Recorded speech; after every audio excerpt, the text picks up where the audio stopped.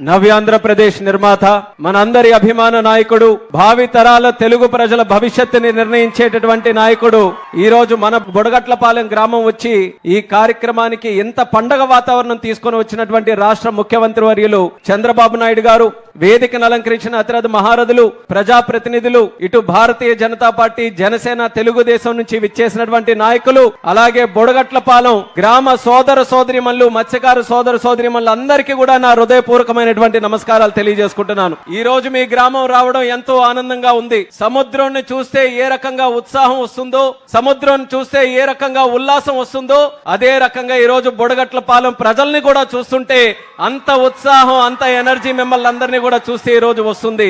అలాగే చంద్రబాబు నాయుడు గారిని ఈ రోజు చూస్తుంటే అదే ధైర్యం, అదే నమ్మకంతో ఈ రోజు మన ప్రజలకి చేస్తున్నటువంటి కార్యక్రమాలు మనందరికీ ఎప్పటికీ కూడా ఆశీర్వాదం అనేది కూడా తెలియజేసుకుంటున్నాను. మరి అటువంటి నాయకుడు మొన్ననే 75 సంవత్సరాలు పూర్తి చేసుకున్నాడనంటే నమ్మశక్యంగా ఎవరికి కూడా లేదు. మాకంటే చిన్న వయసులో ఉన్నటువంటి నాయకుడిగా ఈ రాష్ట్రం కోసం అహర్నిశలు కష్టపడుతూ రాత్రనక పగలనక దేశ విదేశాలకి కూడా వెళ్లి ఆంధ్రప్రదేశ్ రాష్ట్రాన్ని నెంబర్ 1 గా తయారు చేయాలని కంకణం కట్టుకొని మరి పనిచేస్తున్నటువంటి వ్యక్తి మన నారా చంద్రబాబు నాయుడు గారని తెలియజేసుకుంటున్నాను. అటువంటిది ఆ రోజు ఎన్నికల ముందు మనందరికీ హామీ ఇచ్చాడు, మత్స్యకారులకి హామీ ఇచ్చాడు.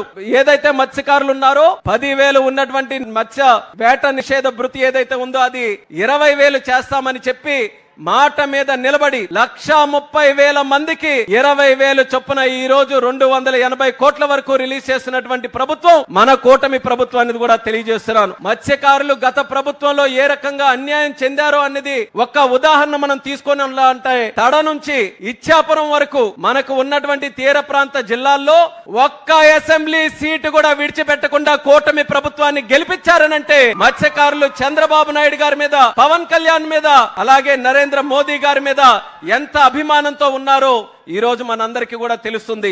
ఆ నమ్మకాన్ని నిలబెట్టుకోవాలని ఈ రోజు వేట నిషేధ భృతి పెంచారు. అలాగే జియో 217 ఏదైతే మత్స్యకారుల దగ్గర ఉన్నటువంటి చెరువులు లాక్కోవాలని గత ప్రభుత్వం ఒక పన్నాగం చేసిందో దాన్ని కూడా తిప్పికొడుతూ ఆ జీవోను కూడా రద్దు చేసి తిరిగి మత్స్యకారులకి వాళ్ళ హక్కులు ఇచ్చే ప్రయత్నం మన కూటమి ప్రభుత్వంలో చేసిందని తెలియజేస్తున్నాను. ఇలాగే భవిష్యత్తులో కూడా మీకు ఏ సమస్యలున్నా సరే రాష్ట్ర ప్రభుత్వం, కేంద్ర ప్రభుత్వం అందరి ప్రధానమంత్రి గారితో సహా సహకారం తీసుకొని మన జిల్లాలో ముఖ్యంగా ఉన్నటువంటి మత్స్యకారుల తాలూకా భవిష్యత్తుని ఇంకా సుందరంగా తయారు చేయడానికి మా వంతుగా కృషి చేస్తామని బుడగట్లపాలెం ద్వారా మత్స్యకారులందరికీ కూడా ఈ సభాముఖంగా తెలియజేసుకుంటున్నాము. ఈ రోజు మత్స్యకారుల గురించి మాట్లాడాలనంటే ముందుగా మన జిల్లాలో గుర్తొచ్చే నాయకుడు స్వర్గీయ కింజరాపు ఎర్రన్నాయుడు గారని తెలియజేస్తున్నాను. అక్కడ ఇచ్చాపురం నుంచి ఇక్కడ ఎచ్చెర్ల వరకు ఎవరికి ఎప్పుడు ఏ ఆపద ఉన్నా, ఏ సమస్య ఉన్నా, ఏ బాధ ఉన్నా సరే వాళ్ళ భుజాల మీద చేయేసి నేనున్నాను సోదరా అని ధైర్యం చెప్పినటువంటి నాయకుడు కింజరాపు ఎర్రన్నాయుడు గారు. ఆయన వారసులుగా ఈ రోజు రాజకీయాల్లోకి వచ్చి మా మీద కూడా అదే ప్రేమ అభిమానం చూపిస్తున్నారు. ఎలా అంటే ఈ రోజు చిన్న వయసులో, అతి చిన్న వయసులో కేంద్ర మంత్రిగా అవకాశం వచ్చిందనంటే అది ప్రజలు మీరు చూపిస్తున్నటువంటి ఆశీర్వాదం, అలాగే దేవుడిలాగా చంద్రబాబు నాయుడు గారు ఇచ్చినటువంటి ఆశీర్వాదం వల్ల ఈ రోజు ఉత్తరాంధ్ర శ్రీకాకుళం జిల్లా నుంచి ఒక కేబినెట్ మినిస్టర్ గా ఈ రోజు కేంద్రంలో నాకు కూర్చోబెట్టారు.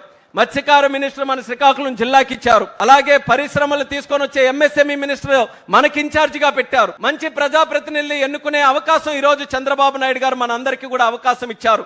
మా వంతుగా కష్టపడతాం. ఎందుకనంటే విని విని విని విని కూడా చెవుళ్ళు ఈ రోజు నొప్పెడుతున్నాయి. శ్రీకాకుళం జిల్లా అంటే వెనకబడిందని మార్చాలి, తలరాతలు మారాలి, శ్రీకాకుళం సెట్ అవ్వాలంటే మన మైండ్ సెట్ మార్చాలన్నది ఇక్కడ ఉన్నటువంటి ప్రజలందరికీ కూడా నేను కోరుకుంటున్నాను. సముద్రం ఎంత సంపద, గంగమ్మ తల్లి తెలిసి ఎవ్వరికి కూడా మోసం చెయ్యదు. గంగమ్మ తల్లికి పెట్టడమే తెలుసు తప్ప ఏ ఒక్కరిని కూడా ఇబ్బంది పెట్టడం, చెడగొట్టడం, మోసం చేయడం తెలియదు. అటువంటి సంపద మన గంగమ్మ తల్లి, మన సముద్రం మన చుట్టూ ఉంది. చిన్న చిన్న దీవులున్నాయి ప్రపంచంలో, 4 అడుగులు ఉన్నటువంటి దీవులున్నాయి. సముద్రాన్ని చూసి అవన్నీ కూడా బ్రహ్మాండంగా డెవలప్ అయ్యాయి. మనం ఎందుకు డెవలప్ కాకూడదు అనేది ఇక్కడ ఉన్నటువంటి ప్రజలందరూ కూడా ఆలోచించాలి. మనం ఎక్కడెక్కడికో వెళ్తున్నాం, గుజరాత్ వెళ్ళి పనిచేస్తున్నాం, చెన్నై వెళ్ళి పనిచేస్తున్నాం, వెస్ట్ బెంగాల్ వెళ్ళిపోతున్నాం. కానీ ఇక్కడే మనం పోర్టులు ఏర్పాటు చేసుకోవాలి, హార్బర్లు ఏర్పాటు చేసుకోవాలి, జట్టీలు ఏర్పాటు చేసుకోవాలి, పర్యాటక రంగం తీసుకొని రావాలి, పరిశ్రమలు తీసుకొని రావాలి. ఇంకా అవసరమైతే ఏ కార్యక్రమాలైనా మనకిక్కడికి రావాలి తప్ప మనం గడప దాటి వేరే పరిస్థితికి రాకుండా ఈ ప్రభుత్వం అన్ని రకాలుగా చర్యలు తీసుకుంటుందని తెలియజేస్తున్నాను. మంచి మంచి ఆలోచనలు ఉన్నాయి. ఇప్పుడే అచ్చెన్నాయుడు గారు చెప్పారు, సుదీర్ఘమైనటువంటి తీర ప్రాంతం ఉంటే ఎన్నాళ్ళకి కూడా ఒక్క పోర్టు మనం కట్టుకోలేకపోయాం. కానీ ఈరోజు చంద్రబాబు నాయుడు గారి ఆశీస్సులతో మూలపేటలో అద్భుతమైనటువంటి పోర్టు ఒకటి పూర్తి చేయబోతున్నాం. పోర్టే కాదు, ఎయిర్పోర్ట్ కూడా మన శ్రీకాకుళం జిల్లాలో ఏర్పాటు చేయాలని ఆయన ఒక ఆలోచనతో మాకు దిశ నిర్దేశం చేశారు. భవిష్యత్తులో జిల్లాలో ఒక ఎయిర్పోర్ట్ కూడా నిర్మిస్తామని ఈ సభాముఖంగా మీ అందరికీ తెలియజేస్తున్నాం.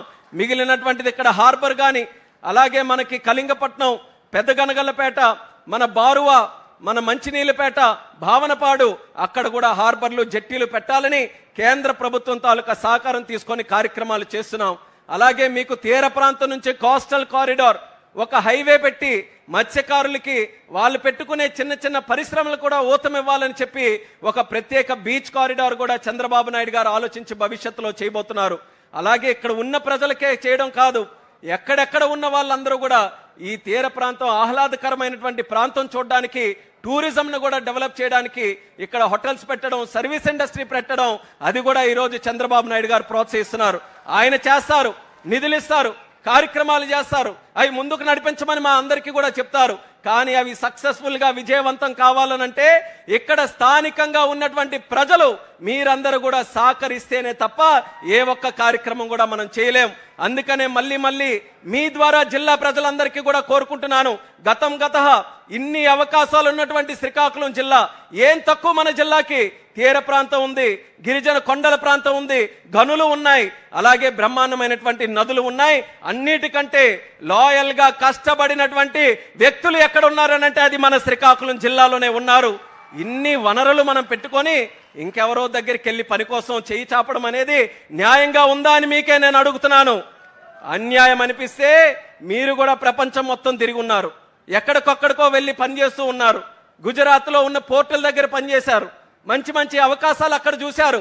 ఆ అవకాశాలు ఇక్కడ ఎందుకు పెట్టకూడదు? మీరెందుకు పెట్టకూడదు?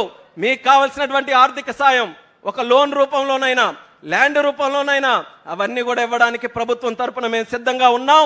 మీరు మంచి ఆలోచనలతో, ముఖ్యంగా యువకులు ఎవరైతే ఉన్నారో ఈ జిల్లా రూపురేఖలు మార్చడానికి మీరందరూ కూడా ముందుకు రండని మరొక్కసారి మీ అందరికీ కూడా పిలుపునిస్తున్నాను. శ్రీకాకుళం జిల్లా నుంచి వలసలు వెళ్ళడం కాదు, పని వెతుక్కొని వలసలు వచ్చే జిల్లాగా ఇక్కడికి తయారు చేయడానికి అందరం కూడా కంకణబద్దులై కృషి చేద్దాం. ఈరోజు ఒక మంచి అవకాశం కేంద్ర మంత్రిగా నాకుంది, ప్రధానమంత్రి గారి ఆశీర్వాదం ఉంది, చంద్రబాబు నాయుడు గారి తాలూకు ఆశీర్వాదం ఉంది. మనం చేయాల్సింది ఆలోచించాలి. మంచి ఆలోచనలు వాళ్ళు ముందుకు పెడితే సహకారం మనకు వస్తుంది. మనం జిల్లాలో మంచి కార్యక్రమాలు చేయొచ్చు. పాజిటివ్ గా ఆలోచించమని ప్రతి ఒక్కరికి కూడా ఈ సందర్భంగా కోరుకుంటూ, మత్స్యకారుల గురించి ఒక చరిత్ర చెప్పాలనంటే, మత్స్యకారులకి తెలుగుదేశం పార్టీ ఆ రోజు మత్స్యకార గ్రామాల్లో వెలుగులు చూడాలనంటే లైట్ హౌస్ తప్ప ఎక్కడ కూడా ఒక బుడ్డి ఉండేది కాదు, లైట్ ఉండేది కాదు.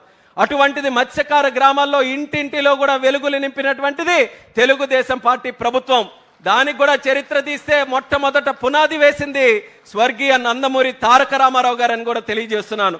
ఇసుక దెబ్బలుగా ఉన్నటువంటి మత్స్యకార గ్రామాల్లో వెలుగులు తీసుకొని వచ్చారు. అంచెలంచెలుగా మన తెలుగుదేశం పార్టీ కూటమి ప్రభుత్వం చేసినటువంటి కార్యక్రమాలతో ఆ వెలుగులు ఇంటి నుంచి మీ గుండెల వరకు కూడా తీసుకొని వచ్చాం. గతంలో ఆ వెలుగులన్నీ కూడా ఆపే ప్రయత్నం చేశారు. మళ్ళీ చంద్రబాబు నాయుడు గారు మత్స్యకారులందరినీ కూడా మళ్ళీ జీవం పోయాలి, మత్స్యకార గ్రామాలు మళ్ళీ వెలుగులోకి తీసుకొని రావాలని ఈరోజు బ్రహ్మాండంగా కార్యక్రమాలు చేస్తున్నారు. ఆయనకి భగవంతుడు మరి 10 కాలాల పాటు కూడా అటువంటి ఆయురారోగ్యాలతో మన అందరికీ కూడా మంచి సంకల్పంతో ముందుకు నడిపించేటటువంటి శక్తిని ఆయనకి ఇవ్వాలని, ఆయన ఆలోచన ప్రతి ఒక్కటి కూడా సక్సెస్ఫుల్ గా కావాలని ఆ భగవంతుడికి, గంగమ్మ తల్లికి కోరుకుంటూ బుడగట్లపాలెం ప్రజలు అందరికీ కూడా నా శుభాకాంక్షలు తెలియజేసుకుంటున్నాను. ఈ కార్యక్రమం మత్స్యకార గ్రామాలనంటే 1000 గ్రామాలు ఉన్నాయి ఇచ్చాపురం నుంచి చూసుకుంటే. ఈ ప్రోగ్రాం ఎక్కడైనా పెట్టొచ్చు, కానీ ఆయన గుండెల్లో ఒకే ఒక పేరు వచ్చింది, బుడగట్లపాలెంలోనే పెడదాం. బుడగట్లపాలెంకి వెళ్ళి అక్కడ నుంచే మత్స్యకారులందరికీ కూడా డబ్బులు పంచుదామని ఈ ప్రాంతాన్ని ఎంచుకొని మన దగ్గరికి రావడం మన అదృష్టం అనేది మీ అందరికీ కూడా తెలియజేసుకుంటూ, ఈ ప్రేమ అభిమానం ఎల్లప్పుడూ కూడా మీరు కొనసాగించాలి. మీరు మంచి ఆలోచనలతో ముందుకు నడవాలని మరొకసారి తెలియజేసుకుంటూ మీ అందరి దగ్గర సెలవు తీసుకుంటున్నాను. జై హింద్, జై జన్మభూమి.